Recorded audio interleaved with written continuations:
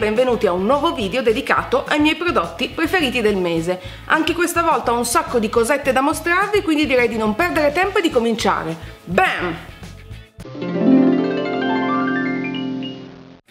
Febbraio è stato un mese difficile per molte ragioni e a causa dell'ansia e dello stress le occhiaie e le borse sotto gli occhi mi hanno perseguitata più del solito. Per correre ai ripari ho cercato un rimedio valido e dopo una ricerca online ho deciso di testare le Triple Oxygen Instant Energizing Eye Mask della Bliss.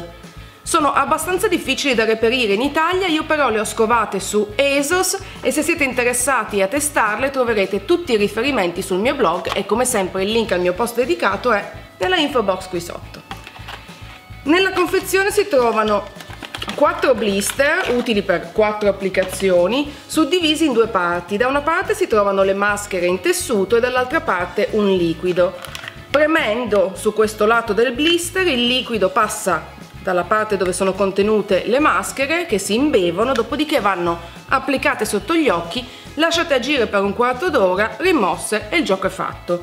Grazie alla loro formulazione idratano a fondo, illuminano, riducono le borse e in generale danno l'impressione di uno sguardo più fresco e riposato.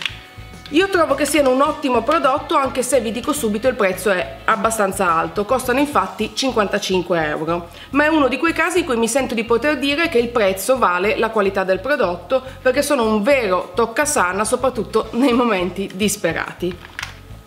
Il secondo prodotto che vi mostro mi ha conquistata alla prima applicazione e si tratta dello scrub di Laura Mercier all'Ambre Vanillé. Oh mio Dio, questo scrub è paradisiaco, ha una profumazione fresca ed avvolgente, ma ciò che lo rende davvero eccezionale è la texture. Grazie ai semi di vaniglia e all'olio di jojoba esfoglia infatti la pelle senza irritarla, mentre il burro di karité ed il miele la ammorbidiscono e la idratano. È un prodotto eccezionale che ha scalzato dal mio Olimpo personale gli scrub della Body Shop e mi sento anche di dire che nonostante il prezzo abbastanza alto, intorno ai 50 €, è un prodotto che vale la pena testare perché è veramente una coccola per la pelle. Come sempre, se siete interessati troverete il link per reperirlo online sul mio blog.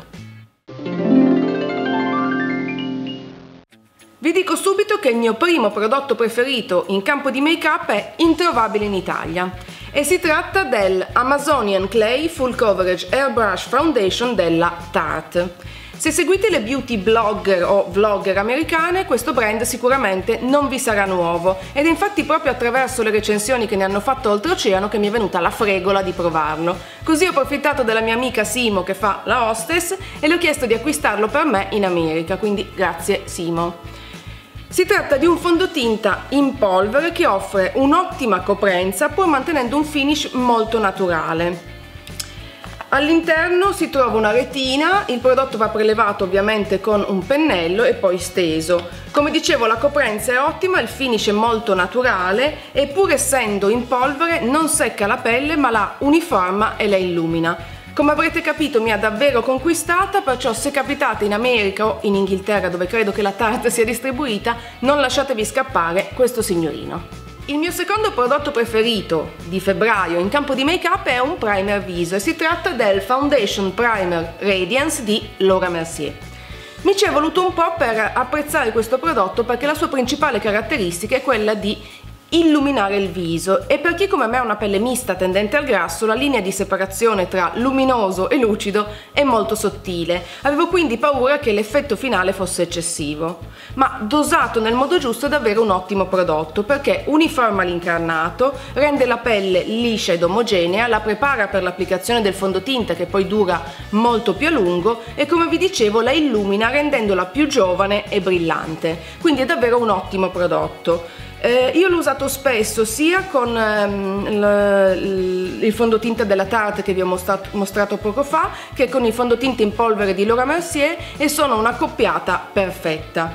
Se poi non ve la sentite di rischiare con la versione Radiance, Laura Mercier offre anche la versione primer idratante e la versione oil free. Io vi consiglio di provarli perché sono davvero degli ottimi prodotti. In passato vi ho già parlato più volte di shampoo secco e di come utilizzarlo mi abbia aiutato a migliorare il benessere dei miei capelli. Molto spesso però gli shampoo secchi lasciano dei residui chiari molto fastidiosi e anche molto difficili da eliminare per chi come me ha capelli comunque tendenzialmente scuri. Perciò mi sono subito entusiasmata quando ho scovato questo signorino. Si tratta dello shampoo secco della Batiste nella versione Dark and Brunette, studiato proprio per chi ha i capelli scuri. La principale differenza è quella proprio di non lasciare residui chiari, perché il prodotto in sé non si riesce molto a capire spruzzandolo, però è scuro. È un ottimo prodotto, lascia i capelli morbidi e vaporosi, una piacevole profumazione. Io questo l'ho comprato a Parigi durante il mio ultimo viaggio, ma se vi interessa sono riuscita a trovarlo anche online e come sempre metterò tutti i riferimenti sul mio blog. Se volete potete provare anche la versione intermedia, quindi per chi ha i capelli castani chiari, e poi c'è anche la versione per chi ha i capelli biondi, quindi la Batiste ha davvero pensato a tutti. Bravi!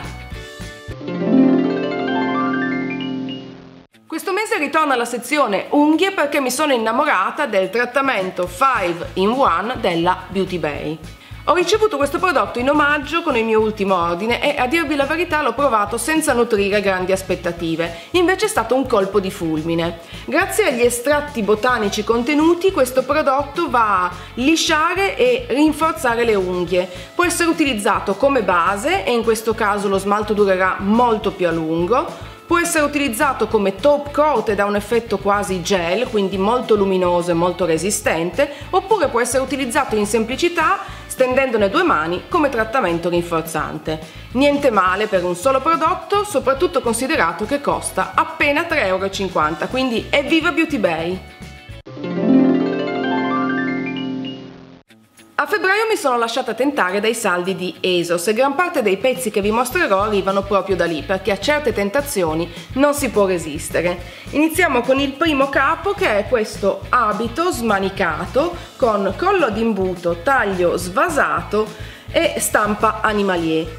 Me ne sono innamorata al primo sguardo, anche perché ultimamente sono un po' ossessionata dall'animalier. In più era scontato del 50%, il che significa che l'ho pagato soltanto 23 €. L'ho indossato moltissimo, soprattutto abbinandolo con collan coprenti, stivaletti e maxi cardigan, quindi davvero un ottimo affare.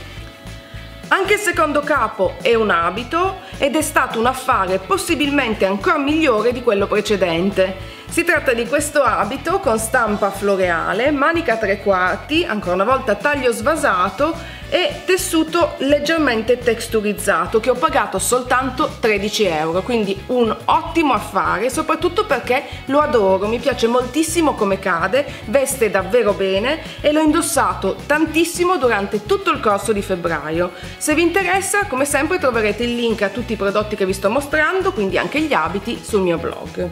Passiamo al terzo capo, che proviene ancora una volta da ASOS e si tratta di questa gonna svasata in raso doppiato a righe bianche e nera. Anche in questo caso me ne sono innamorata al primo sguardo. Purtroppo non era in saldo e quindi l'ho pagata decisamente di più rispetto ai 2 vestiti e 2 abiti che vi ho mostrato, ma mi piace alla follia. La trovo molto elegante, molto anni 50, la vita è leggermente alta, veste molto bene perché appunto mette in evidenza la vita ma nasconde i fianchi. Insomma, un ottimo acquisto del quale non mi sono assolutamente pentita. Passiamo all'ultimo capo. In questo caso non è più ASOS ma H&M e si tratta di questo cardigan mélange che mi ha colpito per il taglio arrotondato, la manica 3/4, queste adorabili taschine laterali, e ogni volta che lo indosso mi sento coccolata perché è caldissimo e morbidissimo, perfetto per questa stagione. Un pezzo basic che però non può mancare nei nostri armadi. Abbiamo finito la sezione fashion e possiamo passare alla sezione scarpe. Tada! Le mie scarpe preferite di febbraio sono questi stivaletti in finta pelle in stile motociclista con grandi fibbie laterali che ho acquistato ancora una volta approfittando dei saldi su ASOS. Li ho pagati 30 euro e a febbraio praticamente non ho indossato altro perché sono molto morbidi, molto comodi, caldi e quindi tra neve, pioggia e impegni vari per me era fondamentale avere delle scarpe affidabili. In più l'ho pagate soltanto 30 euro, un ottimo affare, ed eccole qui tra i miei preferiti. Anche a febbraio ho realizzato dei nuovi accessori ogni settimana e la mia parure preferita è quella dedicata al caffè. Eccola qui. Ho utilizzato un'immagine che ho scovato online e che mi ha immediatamente colpito, e come accade ogni volta in cui qualcosa mi colpisce, penso subito come utilizzarlo nelle mie creazioni. Ho quindi realizzato questa parure composta da collana con colore argento, con questo pendente ovale e due piccoli e deliziosi charms, uno con un cucchiaino e uno con una tazzina, un anello molto semplice ovale in argento, un braccialetto, ancora una volta color argento, con tazzine e caffettierine applicate, e infine orecchini, ancora una volta con questi piccoli charms a forma di tazzina. Trovo che sia una parure deliziosa, un po' diversa dalle mie solite, e come sempre vi ricordo che se siete interessati a vedere tutte le mie creazioni dovete visitare la mia pagina di Facebook, troverete il link nella info box qui sotto, consultate gli album fotografici, leggete le descrizioni delle immagini per ottenere tutte le informazioni sui materiali, le dimensioni, i prezzi e quant'altro, e se qualcosa vi stuzzica non esitate a contattarmi mandandomi un messaggio privato su Facebook oppure un'email all'indirizzo che trovate proprio nella sezione informazioni della mia pagina di Facebook. Ok, basta con gli accessori, passiamo alla prossima categoria, che è quella dei vari, dei random. Questo mese sono stata ossessionata dalle fasce per capelli e più nello specifico dalle fasce per capelli che ho realizzato io stessa, eccole qui, utilizzando nastri e tessuti di riciclo. Se vi siete persi il mio video tutorial potete vederlo cliccando qui. La cosa che mi piace di queste fasce è che, avendole create io stessa, ho scelto dei colori che si abbinano ai miei outfit o ai miei gusti personali, ma soprattutto sono della lunghezza perfetta per la mia testa. Io infatti ho una testa abbastanza grande e spesso quando acquisto delle fasce per capelli nei negozi non riesco a sopportarle perché stringono e mi fanno venire mal di testa. Queste invece sono perfette, studiate per la circonferenza del mio gigantesco cranio, le posso portare per tutto il giorno senza sentire nessun tipo di fastidio. In più, come vedrete dal tutorial, sono semplicissime da realizzare, quindi evviva il fai da te ed evviva le fasce per capelli. Eccoci all'ultima sezione di questo video, quella dedicata ai libri. Questo mese vorrei consigliarvi l'ultimo romanzo di Nick Hornby, Funny Girl. Si tratta di un regalo che ho ricevuto a Natale che mi ha reso davvero felice perché Hornby è stato, insieme a Benny, a Coe, a Pennac e a Pinkett, uno dei miei scrittori di riferimento nella tarda adolescenza e negli anni dell'università. Ho adorato Alta Fedeltà, Un ragazzo e gran parte dei libri che ha scritto Hornby. A un certo punto, non so bene perché, la mia passione si è un po' smorzata, ma non appena ho scoperto l'uscita di Funny Girl sapevo che avrei dovuto averlo e che l'avrei adorato, infatti così è stato.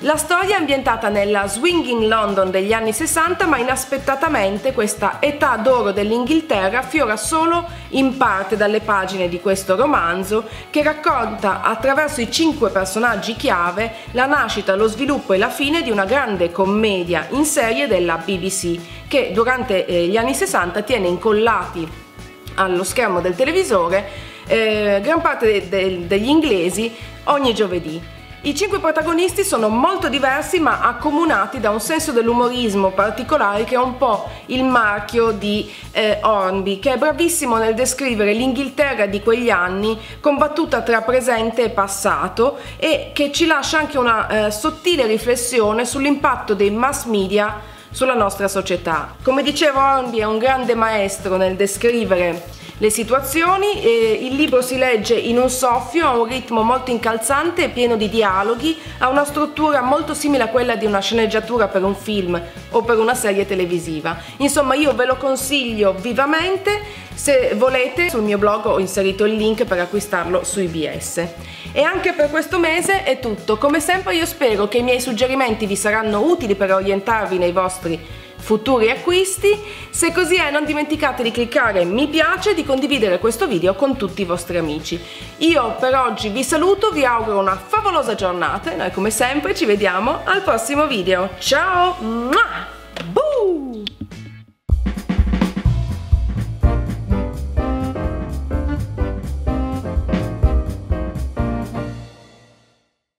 Ciao a tutti e ben ritrovati nella nostra cucina. Ciao! Oggi io e Daniela prepareremo una torta con cioccolato, pesche e amaretti.